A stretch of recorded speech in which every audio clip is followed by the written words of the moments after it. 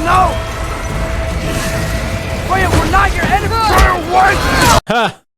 I bet you're wondering how we got here. Well, it's a funny story, so let's start from the beginning. Also, I don't mean the actual story, but God of War in general. Welcome everyone, my name is Fist Truck. Back in 2005, this little known game called God of War came out for the PS2, and since day one, I have been hooked on these games. I've played the shit out of all of them, aside from that one weird phone game they came out with a very long time ago, and I love them all dearly. Now, one thing that they, being the developers, would talk about in pretty much every single game is how they want to make the intros better than the last one. And I never really heard that about games until these started coming out. And you know, it makes sense because intro is one of the most important things of a game. If your intro's shit and the rest of your game is good, then you have an awesome game that loses a shit ton of people in the beginning, which is Final Fantasy XIV. Nonetheless, I figured it'd be fun to look at all the God of War intros throughout time. And by all the God of War intros, I mean just the mainline entries, so 1, 2, 3, 2018, and Ragnarok. I really love Chains of Olympus, Ghost of Sparta, and Ascension. However, I think when it comes to just looking at the natural flow and evolution of these intros, it's best to just keep it to the core entries. Anywho, with this intro out of the way, once again, my name is Fist Truck, and today we'll be looking at all the God of War intros, or at least most of them. And lastly, don't forget to check out my second channel, Fist Truck TV, where me and a friend do Let's Plays and some other stuff. Music may be up there in the near future. Also, subscribe button!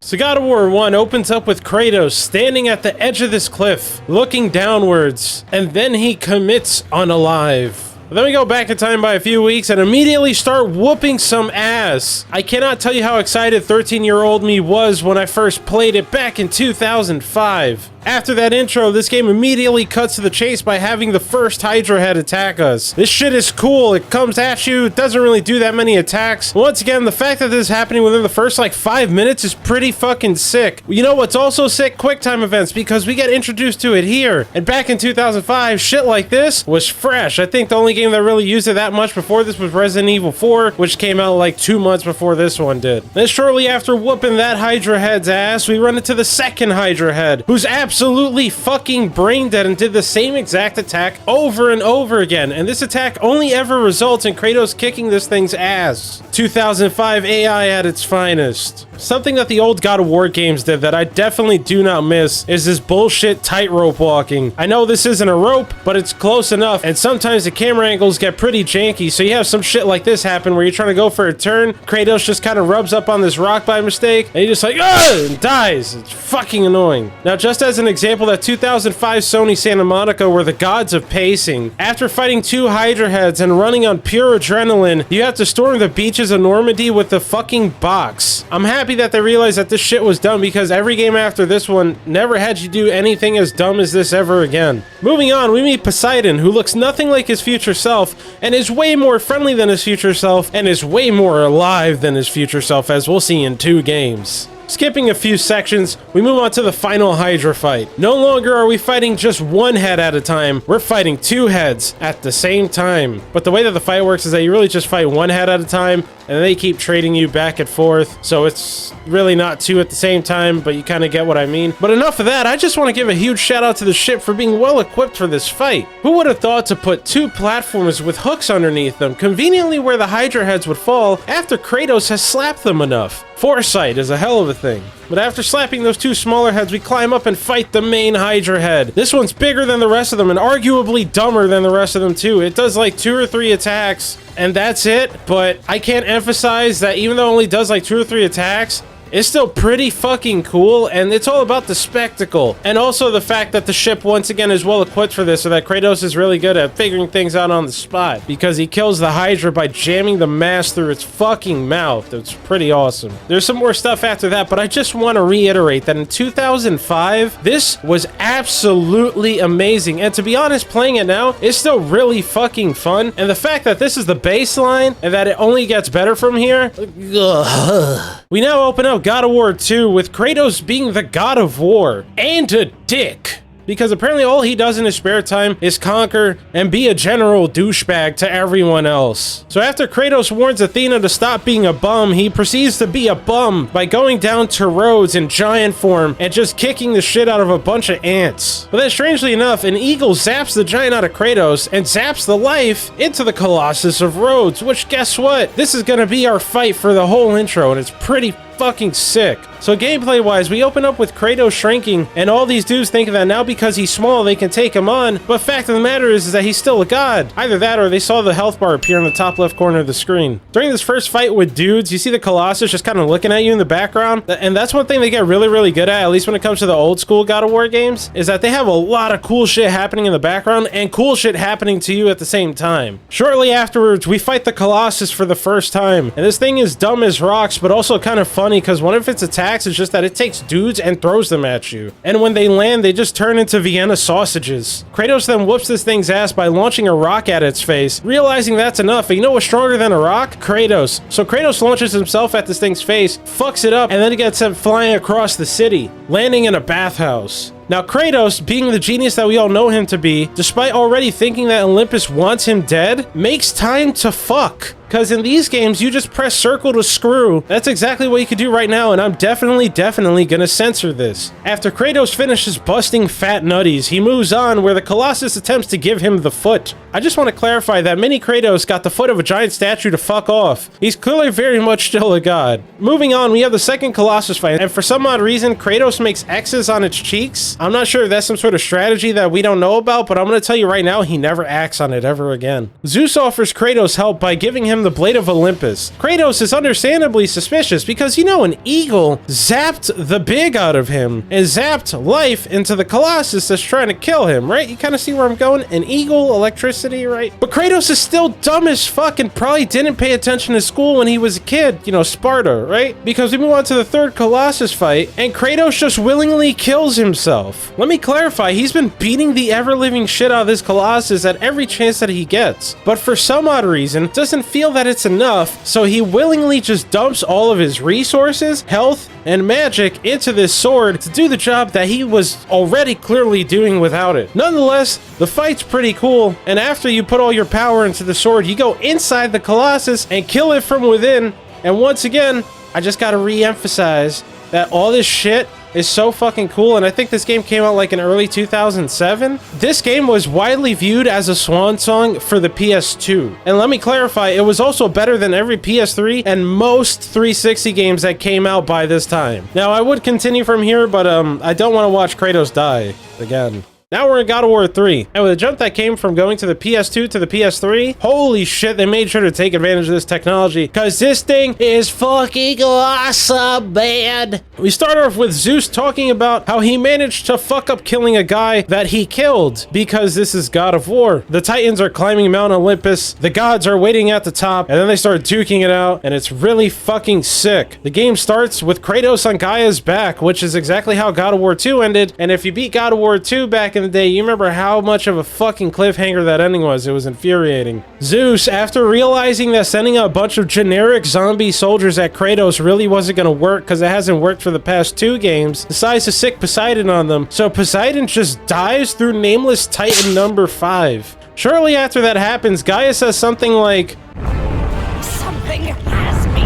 I wonder what it could be. Surprise, surprise, it's a water horse. And then we have our first water horse fight. This thing is fucking cool, and back in 2010, this was a goddamn console flex. I know prior to this, there was Crysis on PC, but it was something about seeing the fact that you were fighting a water monster that had constant rushing water flowing through it. There was nothing like it, and this game at this point is 12 years old, and I'm just gonna say that when it comes to some of this crazier stuff, it holds up so goddamn well. Mechanically, this fight isn't very complex, but one thing they really took advantage of in this game was having Kratos fight from different orientations or positions. Oh, that sounds sexy. Kratos on ground, Kratos climbing a wall, and Kratos climbing a ceiling, if that makes sense. In previous games, this combat was really stale, yet somehow they kept making you do it. In this game, it's really fucking good, and they made damn sure to show it off on the first boss in the game. I don't know who this is, but I wonder how he died. But enough of that, because now we have the second water horse fight. Less flashy than the first, but at least it's more of an interesting fight mechanically. And one thing I like to point out is that this is the same water horse worse, because apparently ripping its jaw off isn't enough to kill it, which, considering that it's made out of water, makes sense. But Kratos ensures to finish the job this time. Afterwards, we go inside of Gaia. I kind of don't know why, and I think a texture fucked up, just a hunch, but maybe you can come to your own conclusions. And then we exit Gaia through a hole that she apparently has in the back of her head. I don't think that was some kind of war scar. I think that was just there. But it's okay, because I'll forget things like holes in the back of his head, because this Poseidon intro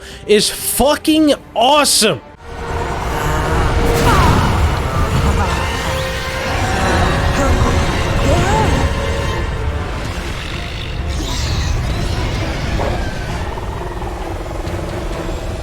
Challenge me, mortal?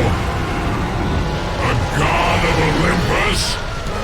If I remember correctly, this is what they showed off in the E3 demo for God of War 3, and I think it ended on Poseidon showing up, because what can sell a game more than actually showing off the game? The fight is cool as fuck, and once again, a gigantic spectacle. I'm kind of disappointed that Poseidon himself only does like 3 attacks, but it's okay because it all looks cool, and it's also the beginning of the game, so it wouldn't kind of make sense that they do their most complex boss fights right from the get-go, because that's called difficulty scaling. Nonetheless, the way the fight ends is...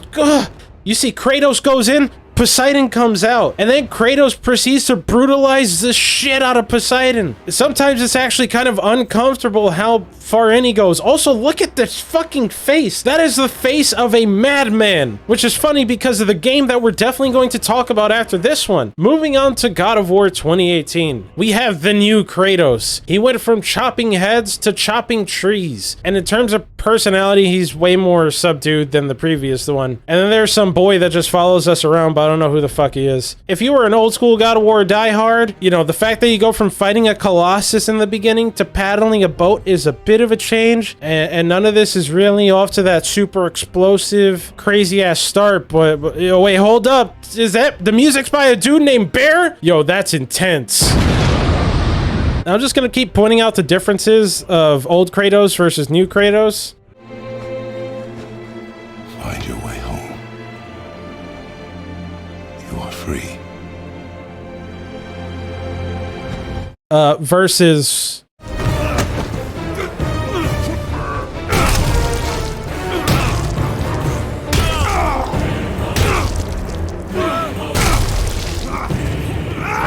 Now, the violence may not be in his action this time, but more so in his tone, as Boy fires his arrows like he's in the wrong side of LA, which Kratos does not approve of. What are you doing?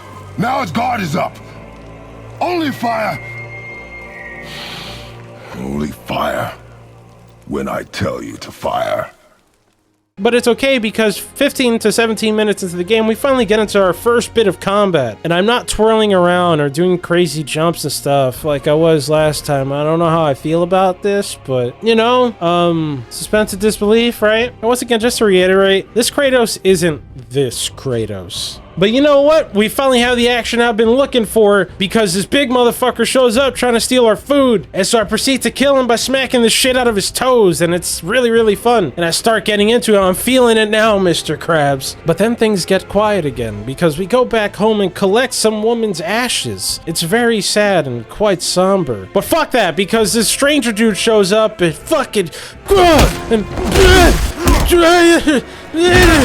fuck! Oh! God, this is so good! So just to clarify how I actually feel about these new God of War intros, they're really fucking good. They're mature in tone, and I guess it's more about the pacing and the fact that it's quiet and then it ends up with a fight like this. It just hits so well. It hits so fucking well. Also, compared to all the old God of War games, where you would get into fights in the beginning and it'd just be kind of you taking on some sort of giant creature, and for the most part, you'd fuck it up. This feels like a motherfucking slobber knocker, man. This is so good. It's so good.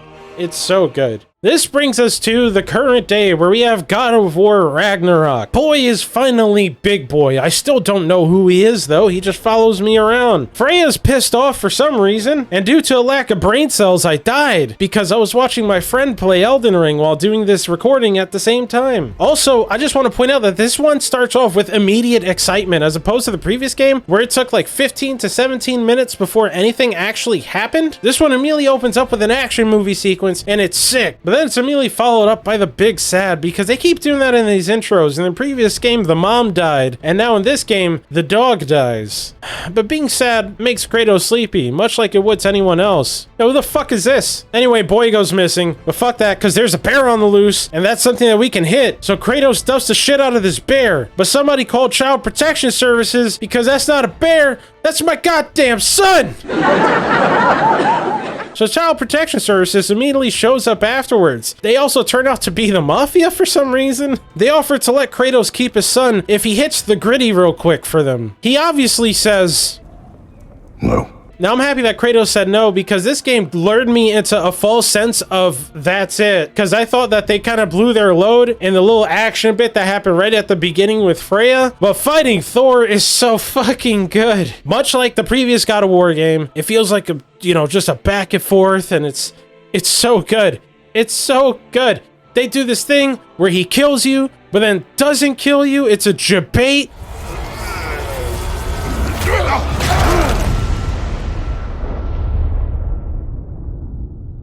Oh no. I say when we're done. I'm not leaving till I see the real you. They're talking back and forth. The man goes through like 3 health bars. It's just, I'm not a good graphics makes a good game kind of person. However, when it comes to just this sheer amount of spectacle, there is no denying that as technology has moved forward, these moments just get better and better and better. Oh, God.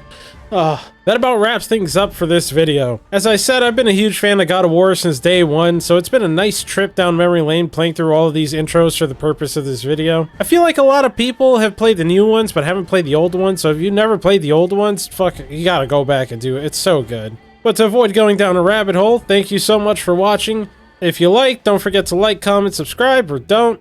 And until next time, my name is Fist Truck, and don't forget to always wipe before you shit.